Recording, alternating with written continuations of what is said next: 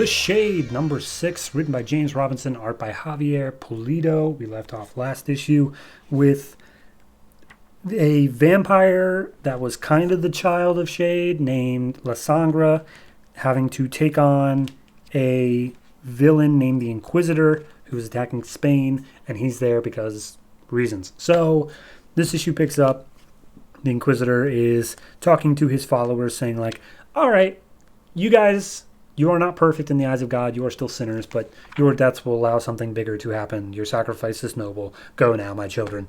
And he sends his followers out into the city. Meanwhile, we see a flashback to 1944 with Lysanger first fighting the Inquisitor and seemingly throwing him into a vat of molten metal, but he got better. And then we cut to today with, I think it's the inside of like a police something, and Lysanger and Shade are there basically saying like, okay, so here's the thing. Inquisitor wants me to surrender myself, but he didn't actually give a location, so it's part of the game. We gotta find him, and then I have to surrender myself. Meanwhile, we see cutaways of the different followers of Inquisitor are all like prepping themselves for suicide. Like one of them's dousing themselves in gas, one has a gun to his head, one has a knife to his throat, and the last one is about to jump off a building.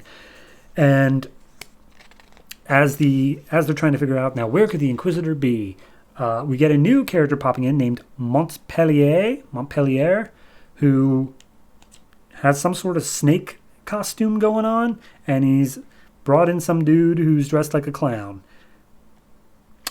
Yep. And he's like, may I offer my assistance? And he considers himself to be a pretty good detective, but also a crime fighter or whatever. And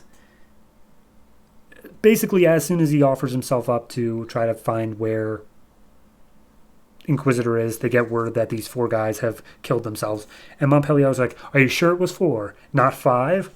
And he's like, yeah, no, it was 4. And then we see the sequence of them killing themselves. So then we go to the morgue, and they're investigating the bodies. And Shade was questioning something that Lysanger said earlier about the Inquisitor and him being around being weird. Because apparently, during their fight in 1944, she like, in all prior fights, she got some blood off the guy, and it was him. It was always the same guy. But in 1944, she threw him into a molten metal pit, and he died. Like, he's dead. But then he kept showing up, and every time that she took blood from him in any fight afterwards, it was someone else. It wasn't the same guy she was ever fighting. But in the last time he showed up, aka the time before this time, she took the blood again, and it was the same as the very first guy. So he's somehow back. Inquisitor has somehow returned. So we see them talking about like, all right, what can we figure out about where this all needs to be or whatever. And they figured out that the location of the people who killed themselves were all locations where the Inquisitor was beaten during previous fights in history. One of them didn't have anything to do with La Sangra. It was actually a completely separate character who was around in the 1960s who beat him. But one of them isn't showing up. One of them doesn't have a death at the location. So they figured that must be the place where the Inquisitor is actually hanging out. So they go there at night, and Shade and Montpellier just take care of all the guards and let Lysanger get inside and let her have her fight with Inquisitor. But as they basically make super short work of the guards because they're just guys and Shade is Shade, Montpellier says like, all right, I can handle the rest. You want to go in there and make sure she can handle herself? Go. And so she gets inside. He gets inside and sees them already mid-fight, having their back and forth, and basically they're just having a debate over morals of like, oh, you're killing these innocent people. And it's like, innocent, they're not innocent, they're sinners. Look at their vain, pompous whores. And as soon as Inquisitor makes the comment that they are nothing but sodomites. And Shane pops in and was just like, excuse me, that's very rude. Some of my best friends are sodomites.